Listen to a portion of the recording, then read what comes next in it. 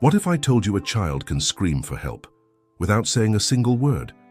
That a cry for rescue can be hidden in crayon scribbles, in colors that nobody pays attention to. But here's the haunting question. How many silent screams do we ignore every day? How many children are drawing their nightmare and we just put it on the fridge and smile? This is the story of Sarah Mitchell, art teacher, 34 years old, 8 years of teaching. She thought she understood children, thought she could read between the lines, until the day a 10-year-old student turned in a drawing that would change everything. A drawing that wasn't just art, it was a map, a code, a desperate scream for salvation. But Sarah didn't understand, not at first, and every day of delay was another day of suffering. The question isn't whether she should have noticed sooner. The question is, when you finally see evil, how far will you go to stop it? Welcome to the final bell. September 15th. Monday, first day of fall semester art class, Riverside Elementary School, a small school in an even smaller town. The kind of place where everyone knows everyone, where secrets are impossible to keep. Or at least that's what people thought. Sarah Mitchell loved Mondays, loved seeing children's faces when they entered her art room, that moment of pure possibility, blank pages waiting, colors waiting to come alive. That day, she had 24 fourth graders, children aged 9 and 10, chaotic energy, laughter, conversations about the weekend, and among them was Emma. Emma Carter, 10 years old, brown hair to her shoulders, always pulled back in a tight ponytail, eyes that seemed older than they should be, and a quietness that set her apart from the other children. While the others laughed and shouted, Emma just watched. Sarah noticed but didn't think much of it. Some kids are quiet, shy, introverted, nothing abnormal. But she should have thought more about it. The assignment was simple. Draw your home, draw your family, draw where you feel safe. A warm-up exercise, something light, something comforting. The children dove into their drawings, colorful houses, smiling families, dogs, trees, bright sun in the sky. Laughter filled the room as Sarah walked between tables, praising each stroke, each color choice, until she reached Emma's desk and stopped. Emma's drawing had no sun, no smiles, no vibrant colors.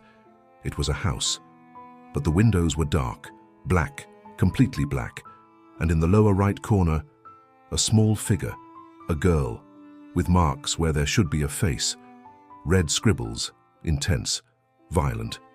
Sarah felt something twist in her stomach, something primal, a silent alarm. But she was an art teacher. She knew children sometimes draw dark things, a phase, creativity, emotional exploration. So she smiled, gently touched Emma's shoulder. It's an interesting drawing, Emma. Do you want to tell me about it? Emma didn't look up, didn't smile, just whispered, so quietly Sarah almost didn't hear. It's my house, it's where I live. And in that moment, Sarah Mitchell didn't realize it, but she had just received the first piece of a puzzle that would take her to the darkest places a teacher can go. Because saving a child isn't always about Heimlich or first aid. Sometimes it's about seeing what nobody else wants to see. 3 days passed. 3 ordinary days where Sarah Mitchell taught color theory, helped kids mix paint and wiped glue off tables. 3 days where she tried to forget Emma Carter's drawing, tried to convince herself it meant nothing. But she couldn't stop thinking about those black windows, about the red scribbles where a face should be, about the way Emma had whispered, "It's where I live," without looking up. On Thursday, art class came around again. Sarah had prepared a new assignment, something lighter, something fun. Draw your favorite place, your happy place, where you feel joy. The children attacked the assignment with enthusiasm. Beach scenes, playgrounds, grandma's kitchen, ice cream shops, everything bright and alive. Emma arrived late. She slipped into the classroom quietly, apologized in a voice barely above a whisper, and sat at her usual spot in the back corner. Sarah noticed something immediately. Emma's ponytail was different, higher, tighter, almost painfully tight.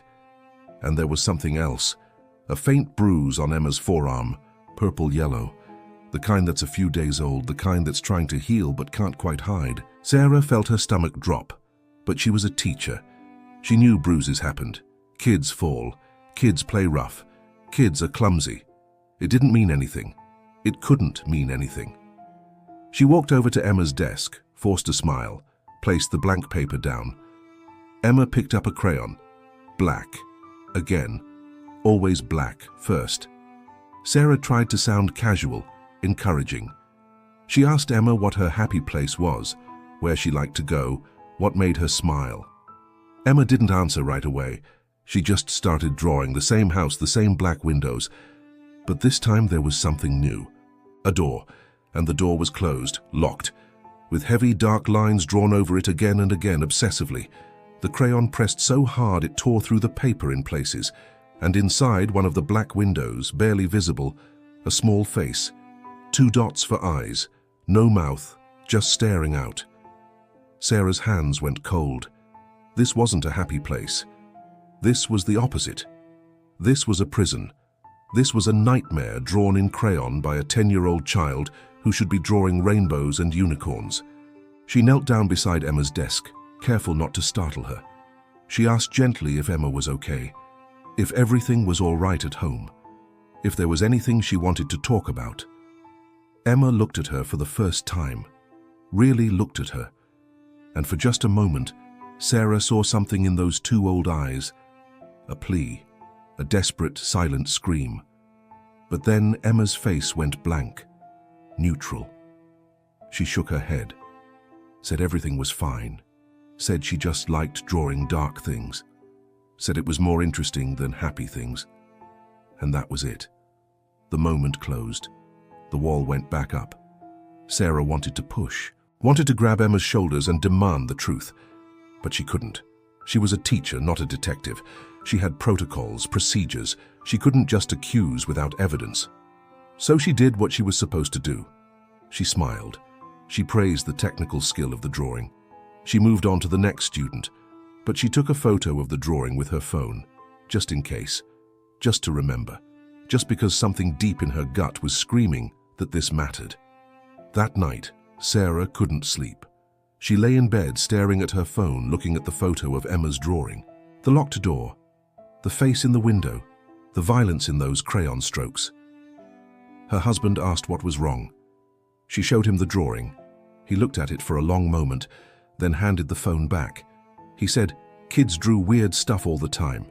Said she was overthinking it. Said Emma was probably just going through a phase. But he hadn't seen Emma's eyes. He hadn't heard that whisper. He hadn't felt that cold dread that settles in your bones when you know, somewhere deep down, that a child is suffering and nobody is listening. Sarah made a decision. Tomorrow she would talk to the school counselor, show them the drawings, get a professional opinion, because if she was wrong, she'd look paranoid. But if she was right and did nothing, she'd never forgive herself. Day 4 was coming, and with it, another drawing, another piece of the puzzle, another scream hidden in crayon marks that nobody wanted to hear. Friday morning. Sarah arrived at school an hour early. She printed both of Emma's drawings, placed them in a folder. Her hands were shaking slightly as she walked down the empty hallway toward the counselor's office. Rebecca Torres had been the school counselor for 15 years. She was good at her job, patient, professional, the kind of person who had seen everything and was rarely shocked. Sarah hoped she would take this seriously. The office door was open. Rebecca was already there, organizing files, sipping coffee from a mug that said "World's Okayest Counselor." She looked up when Sarah knocked, smiled, invited her in. Sarah sat down, placed the folder on the desk, opened it, slid the 2 drawings across, said nothing. Just let Rebecca look. Rebecca's smile faded. She picked up the first drawing, studied it, then the second. Her expression shifted. Professional mask slipping into place. The mask people wear when they're about to say something carefully measured. She asked how long this had been going on. Sarah explained. 3 days, 2 drawings, same house, black windows, locked door. The progression was clear. The darkness was deepening. Rebecca nodded slowly. She had seen drawings like this before. Troubled kids, trauma, abuse, neglect. But she also knew the protocol, the legal requirements, the thin line between concern and accusation. She asked if Sarah had noticed anything else, any physical signs, any behavioral changes. Sarah mentioned the bruise, the tight ponytail that seemed to hide something, the way Emma never made eye contact, the whispered responses, the isolation. Rebecca wrote everything down, made notes in her careful, measured handwriting. Then she looked up and said the words Sarah had been dreading. They needed more evidence, more documentation, more time. One bruise wasn't enough. Kids got bruises. 2 dark drawings weren't enough. Some kids just preferred dark art. They needed a pattern, a clear pattern, something undeniable, something that would hold up if they called Child Protective Services. Sarah felt her chest tighten. More time meant more days meant more suffering meant more damage. How much damage was acceptable while they waited for enough evidence? Rebecca saw the frustration on Sarah's face. She softened, said she understood, said she cared too. But they had to be smart about this. If they called CPS without solid evidence, the investigation could go nowhere. The parents could lawyer up, Emma could be coached to lie, and then they'd lose their chance to help her. The best approach was to monitor closely, document everything, build a case slowly but thoroughly. In the meantime, Rebecca would schedule a casual check-in with Emma. Nothing formal, nothing that would raise alarms, just a friendly chat to assess her mental state. Sarah wanted to scream, wanted to flip the desk, wanted to march to Emma's house right now and drag her out. But she couldn't. She was bound by rules, by procedures, by a system that moved at a glacial pace while children suffered in real time. She took the drawings back, thanked Rebecca, left the office feeling more helpless than when she'd entered. The school day started. Students flooded the hallways. Noise, life, normalcy. But Sarah couldn't shake the feeling that every minute they waited was a minute stolen from Emma's childhood, a minute she'd never get back. Art class wasn't scheduled today. Sarah wouldn't see Emma, wouldn't see if there were new bruises, new signs, new silent screams. But she made a decision as she walked back to her classroom. If the system was going to move slowly, she wouldn't. She would find Emma's home address. She would drive by just to see, just to observe, not to intervene, not yet. Just to know what she was dealing with. Just to see the house with the black windows in real life. Just to understand what kind of prison Emma went home to every single day. Because sometimes being a teacher means going beyond the classroom. Sometimes it means stepping into the darkness yourself. Sometimes it means breaking a few rules to save a life. And Sarah Mitchell was done waiting for permission to care. Saturday afternoon. Sarah sat in her car 3 houses down from 247 Maple Street. Engine off, windows cracked, hands gripping the steering wheel like it was the only thing keeping her anchored to reality. She had told her husband she was going to the grocery store, told him she needed to clear her head. He hadn't questioned it, he never did. He trusted her. She felt guilty about the lie, but not guilty enough to turn around. The house looked ordinary, almost aggressively ordinary, small, single story. Pale yellow paint peeling slightly at the corners. A lawn that was mowed but not cared for. No toys in the yard, no bikes, no signs of childhood at all. And the windows. Sarah's breath caught. The windows had curtains, heavy, dark curtains, drawn tight, every single one. Even in the middle of the day, when most people let light in, the house looked closed, sealed, like it was hiding something, or hiding someone. A car sat in the driveway, older model sedan, dark blue, dented rear bumper. Sarah memorized the license plate without meaning to, her teacher brain automatically cataloging details. She had been sitting there for 20 minutes when the front door opened. Sarah's heart stopped. She slid lower in her seat instinctively, even though she was far enough away that nobody would notice her. A man stepped out, tall, maybe 40, jeans and a white t-shirt. Nothing remarkable about him. He could have been anyone, a teacher, a coach, a neighbor you waved to, the kind of man who blended into the background of normal suburban life. He walked to the mailbox, checked it, nothing inside, started to turn back, then stopped, looked up and down the street slowly, methodically, like he was checking for something, or someone. Sarah held her breath, stayed perfectly still. The man's gaze swept past her car without pausing. After a long moment, he went back inside. The door closed, locked. Sarah heard the deadbolt click, even from 3 houses away. Or maybe she just imagined it. She waited 5 more minutes. Nothing else happened. No movement, no sound. The house just sat there, silent, dark, suffocating. Then she saw it. A curtain in one of the front windows moved, just slightly, just enough. And for a split second, Sarah saw a small face, pale, pressed against the glass, looking out. Emma! Their eyes didn't meet. The distance was too far, but Sarah knew it was her, knew that little girl was trapped in there, knew those black windows in the drawings weren't artistic expression, they were documentation, they were truth. The curtain fell back into place, the face disappeared, the house returned to its suffocating stillness. Sarah started her car. Her hands were shaking so badly she could barely turn the key. She pulled away slowly, carefully, trying to look like just another car passing through a quiet neighborhood on a Saturday afternoon. But her mind was racing. She had seen it, seen the house, seen the man, seen Emma looking out like a prisoner checking for rescue that would never come. And she had seen something else, something that made her blood run cold. On the man's forearm, visible when he reached for the mailbox, there was a tattoo, dark, serpentine, the kind that indicated things, affiliations, history, the kind that made you wonder what someone had been before they became a normal suburban dad.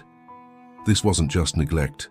This wasn't just an unhappy home. This was something darker, something dangerous, something that made every instinct in Sarah's body scream that Emma was running out of time. She drove home, put the groceries she hadn't bought in the trunk of her imagination, walked into her house, smiled at her husband, made dinner, pretended everything was normal, but that night she opened her laptop, started searching. Emma Carter, her father's name, public records, arrest records, court documents, anything, everything. Because if the system was going to move slowly, Sarah would build the case herself. She would find the evidence they needed. She would document everything. She would become whatever Emma needed her to become, even if it meant crossing lines she never thought she'd cross, even if it meant risking her career, her safety, her life. Because that face in the window haunted her. Those black windows in the drawings haunted her, and Sarah Mitchell had never been good at walking away from haunted things. Monday was coming, another art class, another drawing, another piece of the nightmare Emma was living, and this time Sarah would be ready. Monday arrived like a storm Sarah had been watching on the horizon for days. She barely slept Sunday night, kept seeing that face in the window, those dark curtains, that man checking the street like a predator scanning for threats. She got to school 2 hours early, made copies of everything she had found online. Public records showed Emma's father, Daniel Carter, had a history. Nothing major enough to lose custody. A DUI 7 years ago, disturbing the peace. A restraining order from an ex-girlfriend that had been dropped. Small red flags that together painted a picture nobody wanted to look at. Emma's mother wasn't in the picture. Sarah had found an obituary from 4 years ago. Cancer. Emma had been 6, which meant she'd been alone with her father for 4 years. 4 years was a long time for darkness to grow in a house with no witnesses. Art class was scheduled for after lunch. Sarah taught her morning classes on autopilot, smiled at kids, graded papers, pretended her hands weren't shaking every time she thought about what was coming. When the 4th graders filed in at 1:15, Sarah's eyes went immediately to the door, waiting, counting heads. 23 students entered, took their seats, started chatting. Emma wasn't there. Sarah's stomach dropped. She checked her attendance sheet. Emma Carter, not marked absent for the day, which meant she was in school, somewhere, but not here. 5 minutes passed, then 10. Sarah was about to send a student to the office to check when the door opened slowly.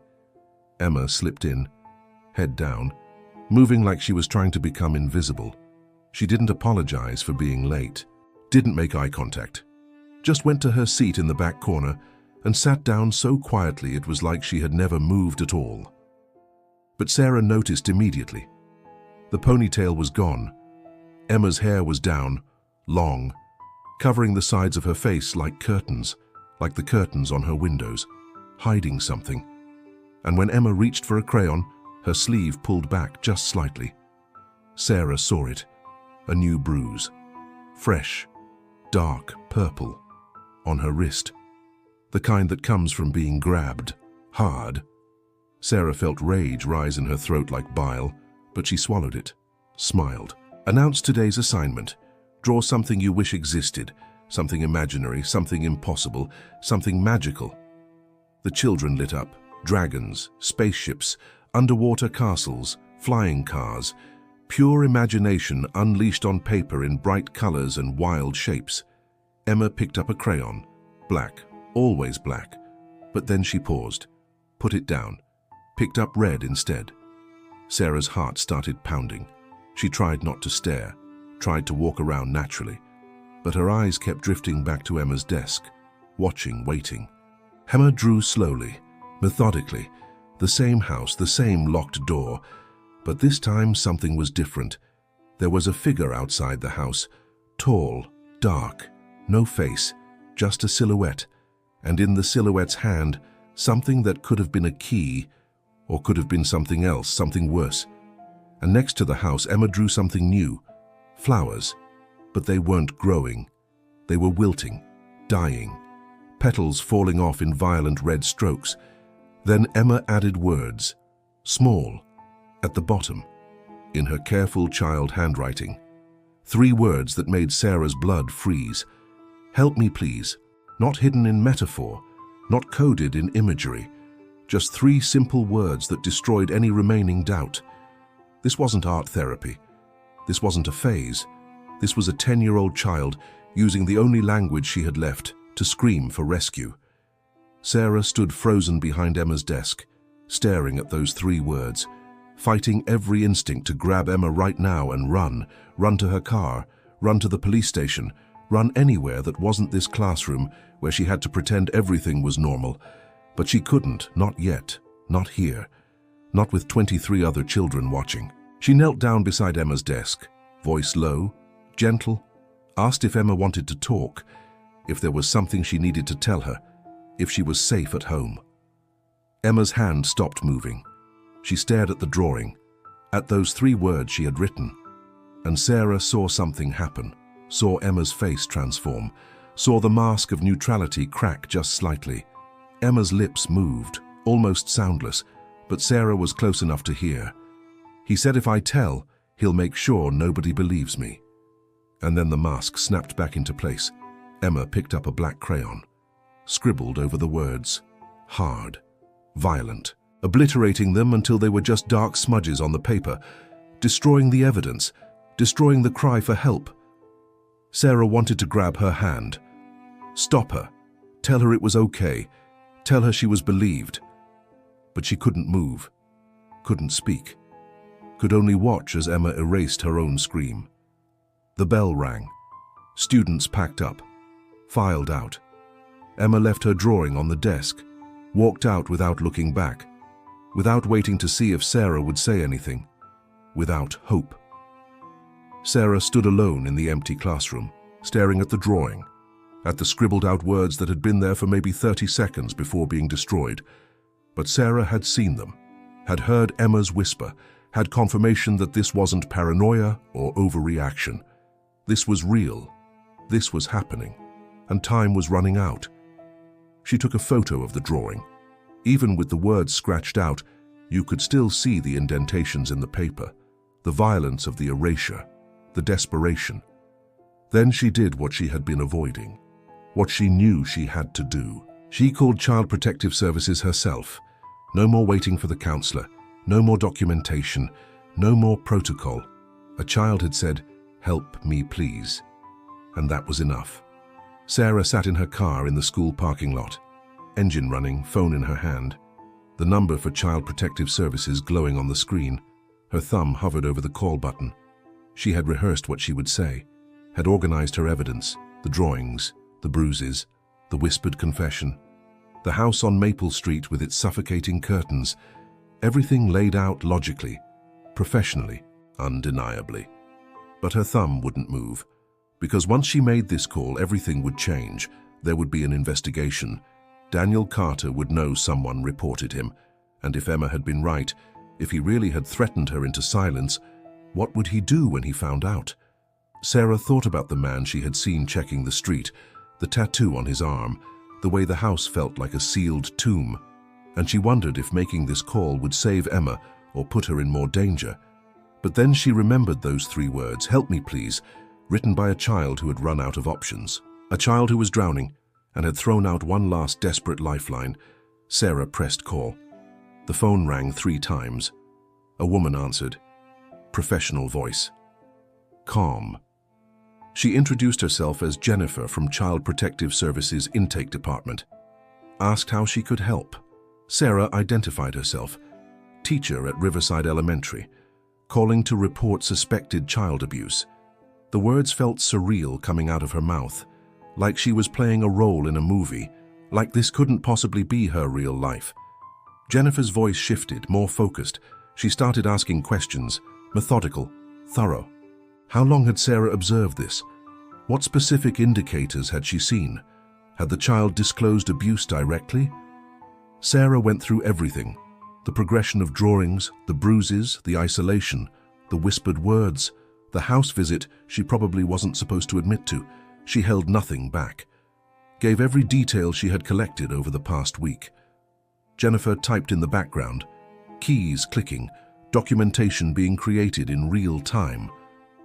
When Sarah finished, there was a pause, long enough to make Sarah's heart race. Then Jennifer spoke, said she appreciated Sarah's diligence, said the case would be assigned to an investigator, said someone would make contact with the family within 72 hours, standard protocol for cases without immediate life-threatening danger. 72 hours, 3 more days. Sarah felt her chest tighten. 3 more days of Emma going home to that house. 3 more nights behind those black curtains. 3 more mornings waking up in whatever hell existed beyond those walls. Sarah asked if there was any way to expedite, any way to get someone there today, now. Jennifer's voice remained calm but firm. They had procedures, risk assessments. They couldn't remove a child from a home without proper investigation, without due process, without evidence that met legal standards. Sarah wanted to scream that she had evidence, that a child saying "help me please" should be enough, that bruises and dark drawings and whispered confessions should be enough. But she knew how systems worked, knew that wanting something to be enough didn't make it legally sufficient. Jennifer assured her that the case was being taken seriously. Said an investigator named Marcus Williams would be assigned, said he was experienced, good at his job, said Emma would be safe. But how could Jennifer know that? How could anyone promise safety when Emma was going home to that house tonight? Tomorrow night? The night after that? The call ended. Sarah sat in her car feeling more helpless than before she had dialed. She had done the right thing, the legal thing, the thing she was supposed to do, and somehow it felt like she had done nothing at all. Her phone buzzed. Text message from Rebecca Torres, the school counselor. Wanted to meet, had heard Sarah made a report, needed to discuss how they would handle this going forward. Sarah started to reply but stopped, because through her windshield she saw something that made her blood run cold. Daniel Carter, Emma's father, walking across the school parking lot, heading toward the main entrance. It was 2:30. School wasn't out yet. Parents didn't just show up in the middle of the day unless something was wrong, unless they had been called, unless they knew. But that was impossible. Sarah had just made the report. CPS wouldn't have contacted him yet, wouldn't have tipped him off. So why was he here? Sarah's mind raced through possibilities. Maybe it was coincidence. Maybe he had a scheduled meeting. Maybe Emma had gotten sick and he was picking her up early. Or maybe he knew. Somehow. Maybe Emma had been too obvious. Maybe he had seen something, read something in her face when she came home. Maybe he was here to pull her out of school before anyone could ask more questions. Sarah made a decision. She got out of her car, locked it, followed Daniel Carter at a distance, watched him enter the building, watched him approach the front desk, watched him speak to the secretary. She couldn't hear the conversation, but she could read body language. The secretary was shaking her head, pointing at something on her computer screen. Daniel's posture changed, aggressive, demanding. Then Principal Morrison emerged from his office, tall, authoritative. He spoke to Daniel, brief, firm. Daniel's jaw clenched. He said something sharp. Morrison didn't flinch, just repeated whatever he had said. After a long, tense moment, Daniel turned and walked out. Fast, angry. He passed within 10 feet of Sarah without seeing her. She smelled cigarette smoke and something else, something chemical, something that made her instincts scream danger. Sarah waited until he was gone, then approached the front desk. The secretary, Carol, looked shaken. Sarah asked what happened. Carol hesitated, then leaned in close. Daniel Carter had tried to check Emma out of school early, said there was a family emergency, but school policy required 24-hour notice for early dismissal, except in documented emergencies. Morrison had refused, told him Emma would be released at normal dismissal time. Daniel had threatened to call his lawyer, said he was her father and had rights. Morrison had calmly informed him that the school also had rights and responsibilities, that Emma was safe here, that he could pick her up at 3:15 like every other parent. Carol said it was the first time in 15 years she had seen Morrison physically block a parent from accessing a student, the first time she had seen him treat someone like a threat. Sarah felt her hands go cold. Daniel knew something, maybe not about the CPS report specifically, but he knew something had shifted. Some threat had emerged, and he had come to retrieve his daughter before that threat could materialize, which meant Emma was in more danger now than ever before, because predators were most violent when they felt cornered, most dangerous when they sensed they were about to lose control. Sarah had 1 hour until dismissal, 1 hour to figure out how to keep Emma safe when she walked out those doors and got into a car with a man who knew his secrets were starting to unravel. 1 hour to decide if she was willing to cross the final line, the line between concerned teacher and something else entirely, something that had no protocol, no procedure, no legal protection. 1 hour to decide if she was willing to become what Emma needed, even if it meant becoming something she had never been before. 3:15 approached like an execution. Sarah stood near the front entrance watching the clock, watching the hallway, watching for Emma. She had made another decision in that final hour, a decision that could cost her everything, her job, her career, possibly her freedom. But she had run the scenarios in her head 1,000 times, and they all ended the same way. If Emma got in that car with her father today, Sarah might never see her alive again. The dismissal bell rang. Children exploded into the hallways like they did every day. Backpacks, laughter, freedom. Parents lined up outside in the pickup loop. Cars idling. Routine. Normal. Except nothing about today was normal.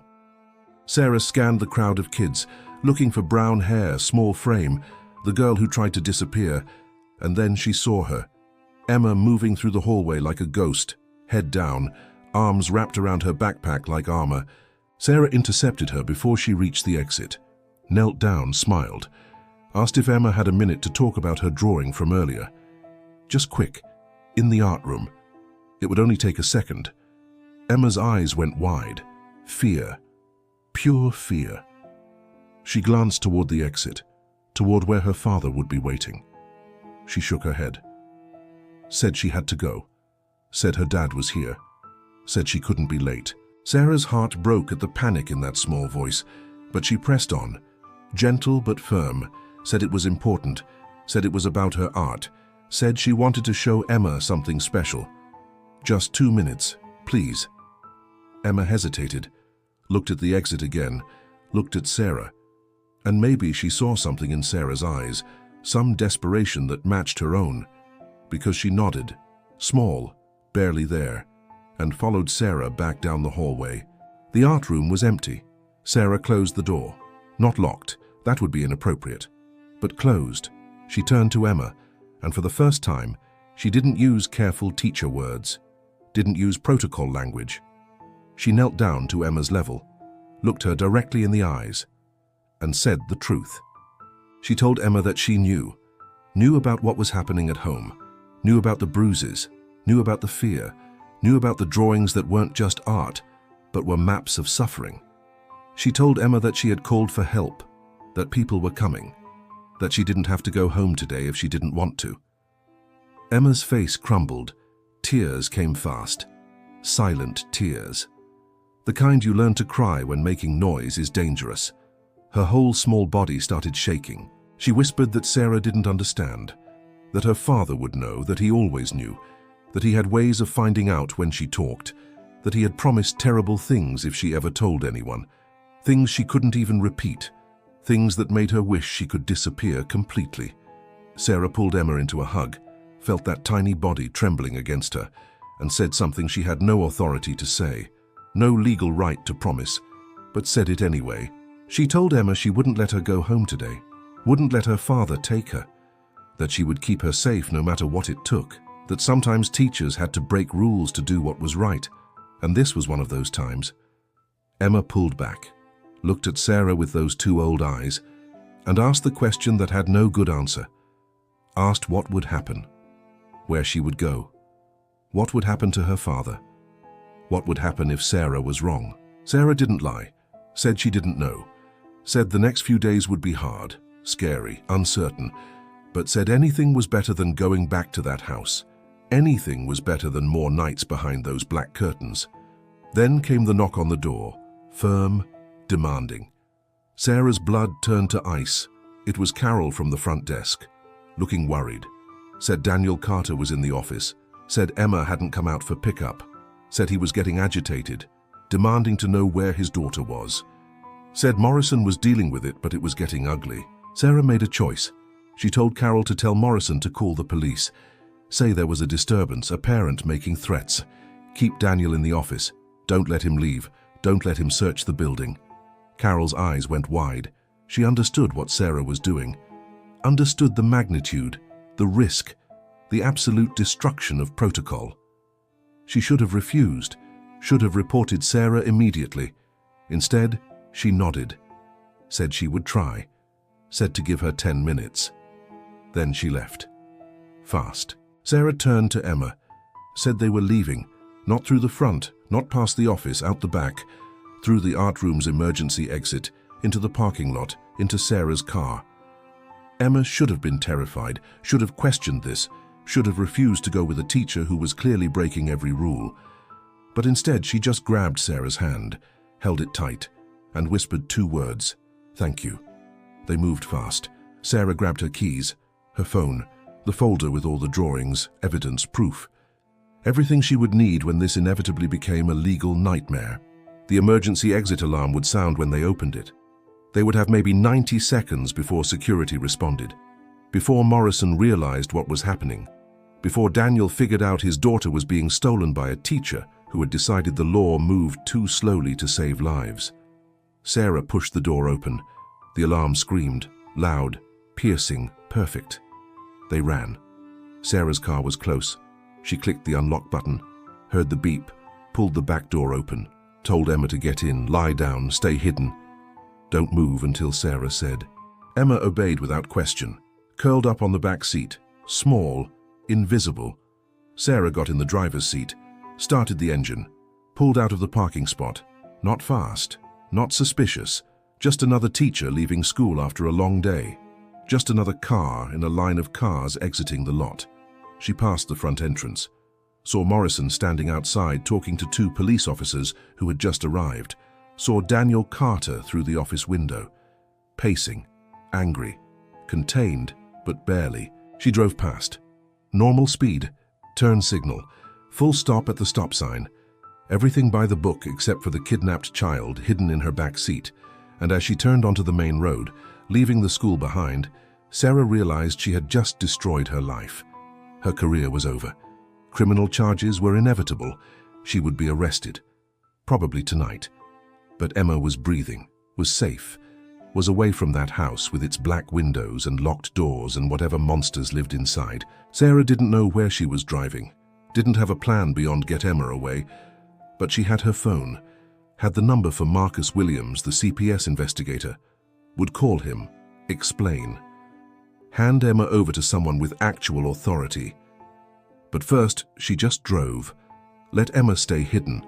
Let her breathe air that didn't smell like fear. Let her exist for just a few minutes in a space that wasn't a prison. She looked in the rearview mirror, saw Emma's small form curled up, still shaking, still crying, but alive, safe, free. Safe. And Sarah thought maybe destroying your life wasn't always a tragedy. Sometimes it was the only heroic option left. Sarah drove for 20 minutes before she trusted herself to pull over. Found a parking lot behind a public library. Quiet, empty, safe enough for what came next. She put the car in park, turned off the engine, looked in the rearview mirror at Emma, still curled up in the back seat. The girl was silent, watching Sarah with those haunted eyes, waiting to see what happened next, waiting to see if she had traded one prison for another. Sarah called Marcus Williams, the CPS investigator Jennifer had mentioned. He answered on the second ring, professional voice, asked how he could help. Sarah took a breath, then told him everything, who she was, what she had done, where she was, that she had Emma Carter in her car, that Emma's father was looking for her, that she had essentially kidnapped a student to keep her safe, that she needed him to come now, take custody. Before this became something even worse than it already was, there was silence on the other end, long enough that Sarah thought the call had dropped. Then Marcus spoke. His voice had changed, urgent, focused. He asked for her exact location, told her not to move, said he was 20 minutes away, said to keep Emma calm, said he was bringing police backup because a father had already reported his daughter missing and filed kidnapping charges against a teacher. Sarah's stomach dropped. It was real now, official. She was a criminal, not a hero, not in the eyes of the law, just a teacher who had taken a child without permission, without authority, without any legal justification that would hold up in court. Marcus told her one more thing before he hung up, told her what she had done was incredibly stupid, incredibly dangerous, and possibly the only reason Emma Carter would still be alive tomorrow. Then he ended the call. Sarah sat in the car, waiting. She told Emma to come up front, sit with her.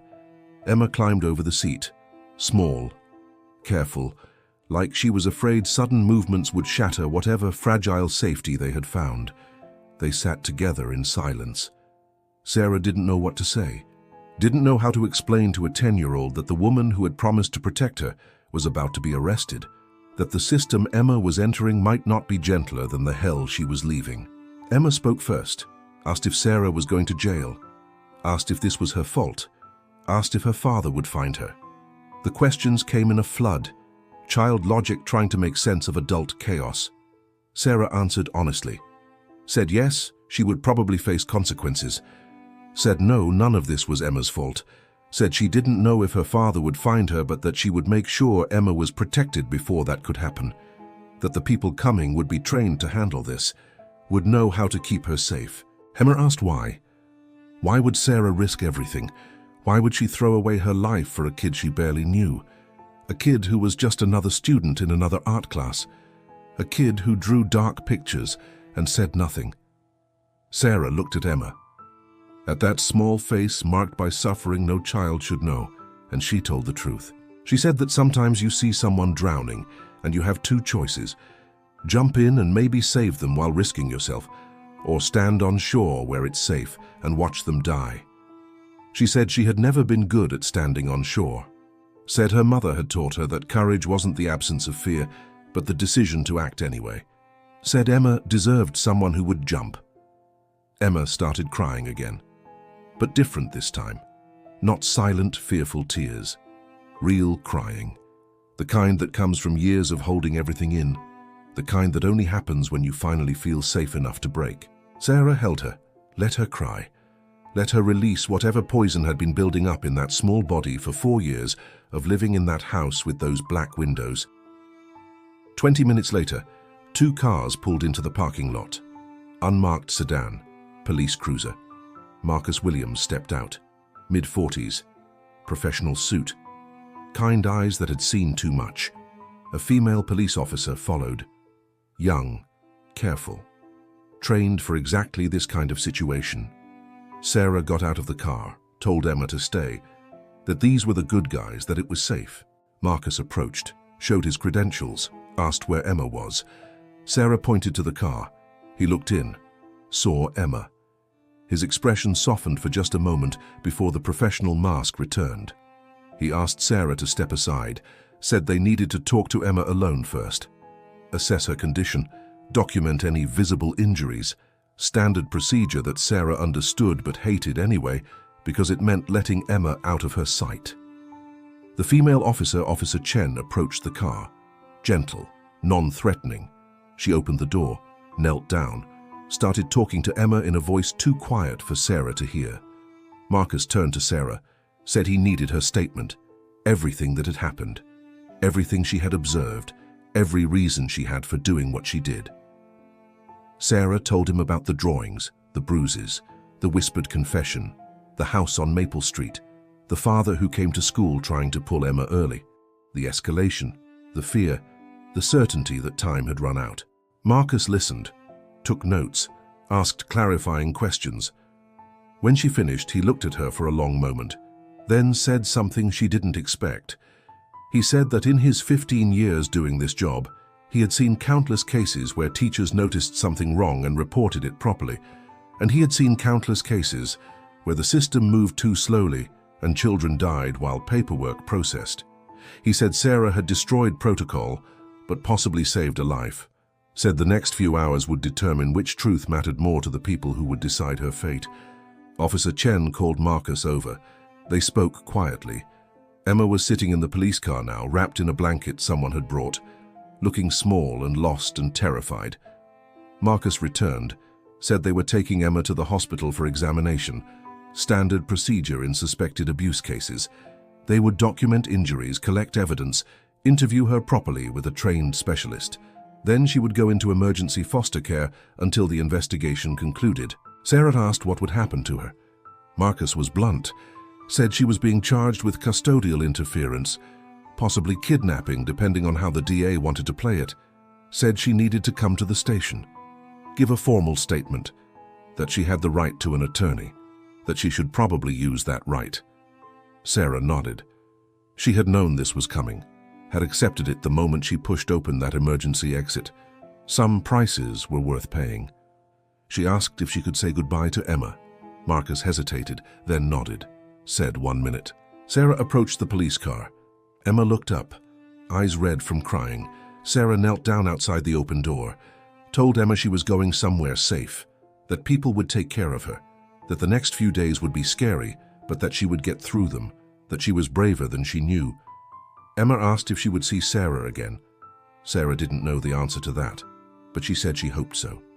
Said that whatever happened, Emma should remember that someone had seen her. Someone had heard her silent screams. Someone had cared enough to risk everything.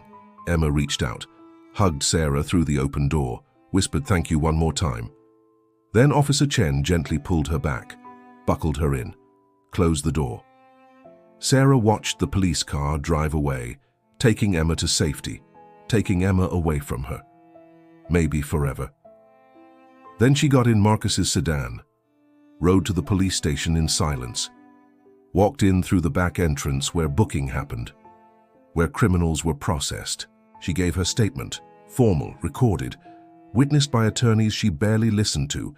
She signed papers, was fingerprinted, photographed, released on her own recognizance because she wasn't a flight risk, wasn't dangerous, was just a teacher who had made an impossible choice. Her husband picked her up at 8 p.m. He didn't ask questions, didn't lecture, just held her hand on the drive home, let her cry, let her finally break down after holding everything together for so long. The news broke that night. Local teacher arrested for taking student, details sparse, speculation rampant. Sarah's name, her photo, her entire life reduced to a headline that made her sound like a monster. But somewhere in that chaos, a little girl named Emma Carter was sleeping in a clean bed, in a house with windows that opened, with doors that unlocked from the inside, with people who were paid to keep her safe rather than hurt her. And Sarah thought maybe being called a monster by people who didn't understand was a small price to pay for that. 3 days passed like 3 years. Sarah was suspended from teaching pending the outcome of both criminal charges and school board investigation. Her lawyer, a public defender named Rachel Kim, told her the situation was complicated, legally problematic but morally defensible. The kind of case that could go either way depending on which story the jury believed. Sarah spent those days at home, watching news coverage that painted her as either a hero or a vigilante, depending on which channel you watched. Her phone rang constantly. Reporters, supporters, critics, people with opinions about a situation they didn't understand. But she didn't care about any of that. She only cared about one thing. Was Emma safe? And nobody would tell her. Privacy laws, confidentiality. The very systems designed to protect children now prevented Sarah from knowing if her sacrifice had meant anything. On day 4, Marcus Williams called, said he needed to speak with her. In person. Could she come to his office? Sarah drove to the CPS building downtown. Grey, institutional. The kind of place where hope came to die slowly under fluorescent lights. Marcus met her in the lobby, led her to a small conference room, closed the door. He told her things he probably wasn't supposed to tell her. Said the medical examination of Emma had documented extensive evidence of physical abuse. Old bruises, new bruises, fractures that had healed wrong, malnutrition, signs of prolonged psychological trauma. The kind of damage that doesn't happen from one incident, but from years of systematic torture. Sarah felt vindicated and horrified at the same time. She had been right. But being right meant Emma had suffered far worse than even the darkest drawings had suggested. Marcus continued, said they had executed a search warrant on the house on Maple Street, found locked rooms, chains, evidence of imprisonment, photographs Daniel Carter had taken, documentation of his own crimes like trophies. The house wasn't just a home. It was a crime scene, had been for 4 years. They had arrested Daniel Carter, charged him with child abuse, false imprisonment, and a list of other charges that would keep him locked away for decades if convicted. He was being held without bail, considered a flight risk and danger to the community. Sarah asked about Emma, where she was, if she was okay, if she was scared, if she asked about Sarah. Marcus said Emma was in emergency foster care with a family trained to handle traumatized children. Said she was getting counseling, medical treatment, that she barely spoke, barely ate, that she had nightmares every night, that healing from 4 years of hell didn't happen in 4 days. But he also said Emma had drawn something yesterday. Her foster mother had given her paper and crayons, trying to help her express what words couldn't, and Emma had drawn a picture. Marcus pulled a folder from his briefcase, opened it, slid a piece of paper across the table. It was a drawing, but different from all the others. The house was still there, but the windows weren't black anymore. They were open, light streaming out, and outside the house stood 2 figures, one small, one adult, holding hands, and above them Emma had written 2 words in her careful child handwriting. Thank you. Sarah's eyes filled with tears. She touched the drawing gently, like it was sacred, like it was proof that suffering could end, that darkness could give way to light, that sometimes destroying your own life to save another was not just noble in theory, but actually accomplished something real. Marcus let her sit with it for a moment. Then he said there was something else. The district attorney had reviewed Sarah's case, reviewed all the evidence, reviewed the timeline, reviewed what they found in that house. The DA was dropping the charges, all of them. Custodial interference, kidnapping, everything. He was ruling that Sarah had acted in good faith to prevent imminent harm to a child, that her actions, while technically illegal, were justified by the circumstances, that prosecuting her would serve no public good and would discourage other teachers from acting in similar situations. Sarah couldn't breathe, couldn't process. She had prepared herself for trial, for conviction, for losing everything, and now they were telling her she was free? Marcus said there was a catch. The school board was a different matter. They were still investigating, still deciding if she had violated professional conduct standards, still weighing whether saving a child's life justified breaking every protocol in the book. Their decision would come next week, but the criminal charges were gone. She wasn't a kidnapper, wasn't a criminal. was just a teacher who had made an impossible choice and somehow, miraculously, had been proven right. Marcus stood to leave, then paused, turned back, said one more thing. He said that in his 15 years doing this job, he had seen hundreds of cases where teachers suspected abuse and reported it, and he had seen dozens where the system failed and children died.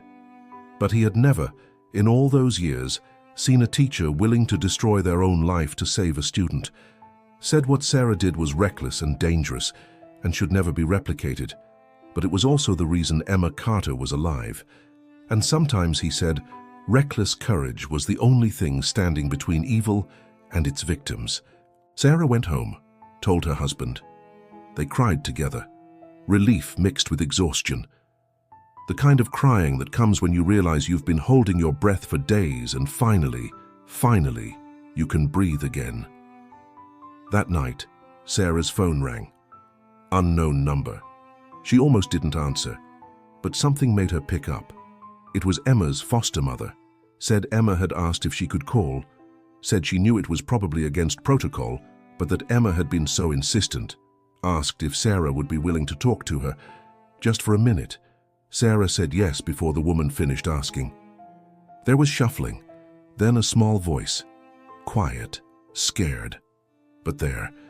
Emma said hi, said she was okay, said the people she was staying with were nice, said she had her own room, said she could open the windows, said she wasn't locked in, said she felt weird feeling safe, like she didn't know how to exist without fear.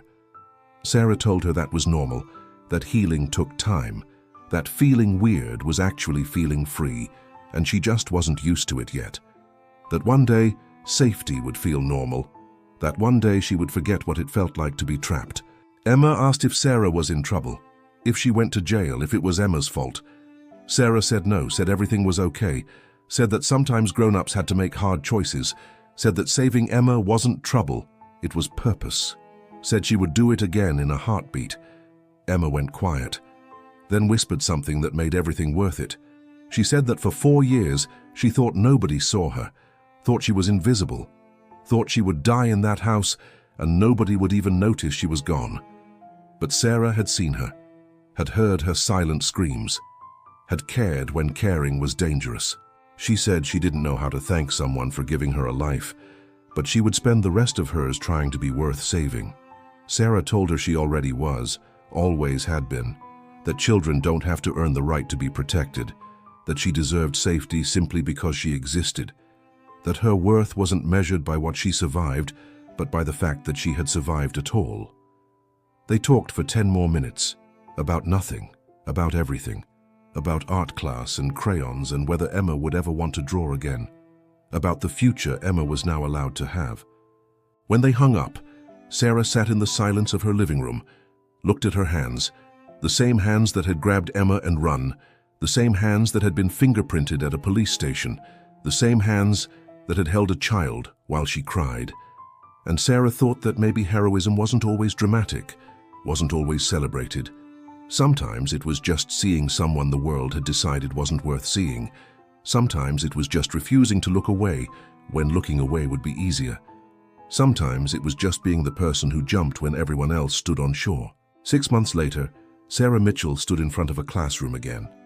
Not her old classroom, a different school, different district, but the same mission, the same purpose, teaching art to children who needed beauty in a world that often showed them ugliness.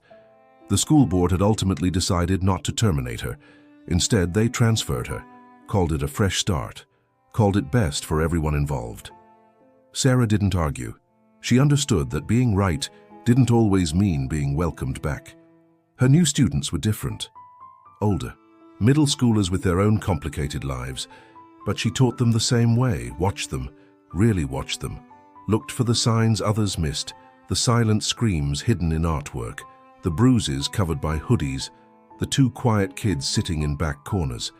Because once you see the invisible, you can never unsee them again. Emma's case had gone to trial. Daniel Carter faced a jury of his peers who took less than 2 hours to convict him on all charges, 25 years minimum, no possibility of parole. The house on Maple Street had been demolished. The city called it a safety hazard. Sarah called it erasure of a crime scene that should have been a monument to society's failure. Emma remained in foster care, the same family, good people, patient people, people who understood that trauma doesn't heal on a schedule.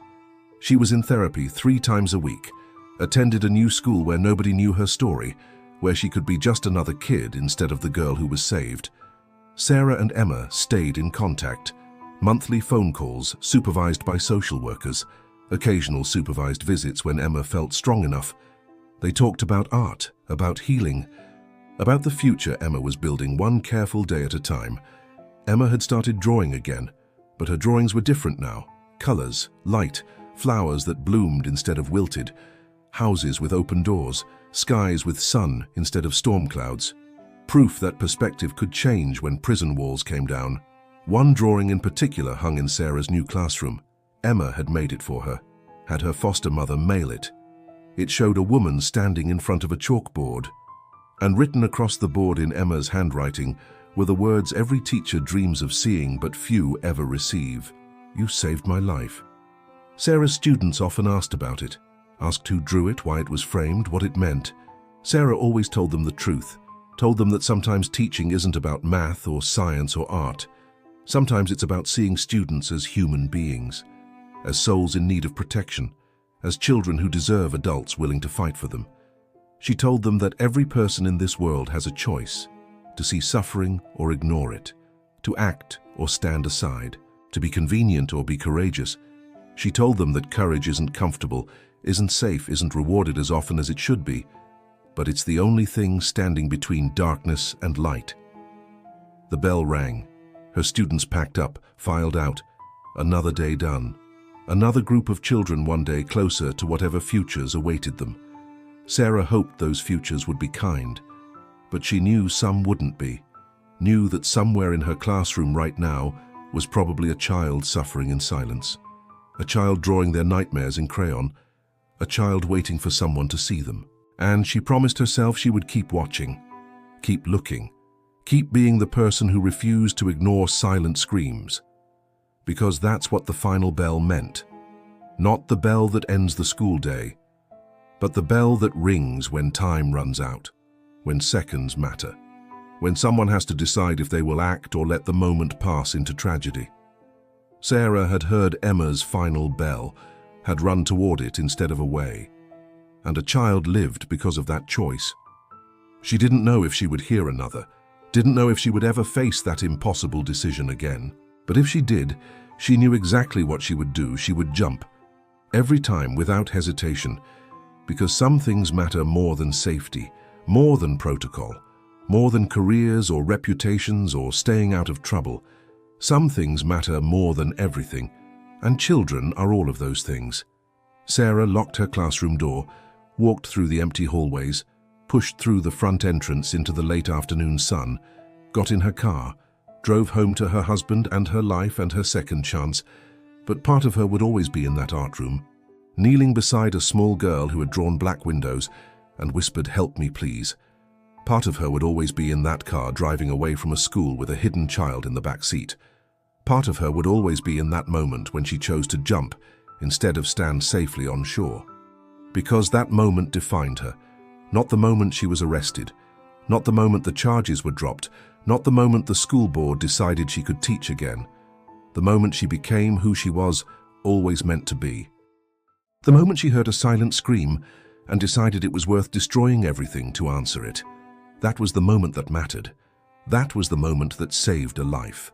That was the moment she would carry with her forever. And somewhere across town, in a house with windows that opened and doors that unlocked, a 10-year-old girl was drawing a picture, not of darkness, not of fear, not of prison, but of a woman with kind eyes, standing in an art room, holding out her hand, and written underneath in careful child handwriting, words that would echo through both their lives forever. "Thank you for seeing me." Because sometimes being seen is the first step toward being saved, and sometimes one person caring is enough to change everything. This is The Final Bell, where we honor teachers who answered the call when it mattered most. Sarah Mitchell, art teacher, guardian, The woman who heard a silent scream and refused to let it go unanswered. And you?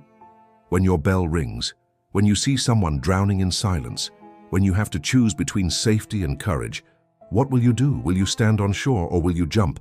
The world is full of children drawing their nightmares in crayon, full of silent screams hidden in plain sight, full of people waiting for someone, anyone, to see them. Be the one who sees, be the one who jumps, be the one who refuses to look away. Because every child deserves a guardian, every silent scream deserves to be heard, and every dark window deserves to be opened to let the light back in. This is the final bell. Thank you for listening. Thank you for caring. And if you see something, say something, because you might be the only one who does, and that might be enough to save a life.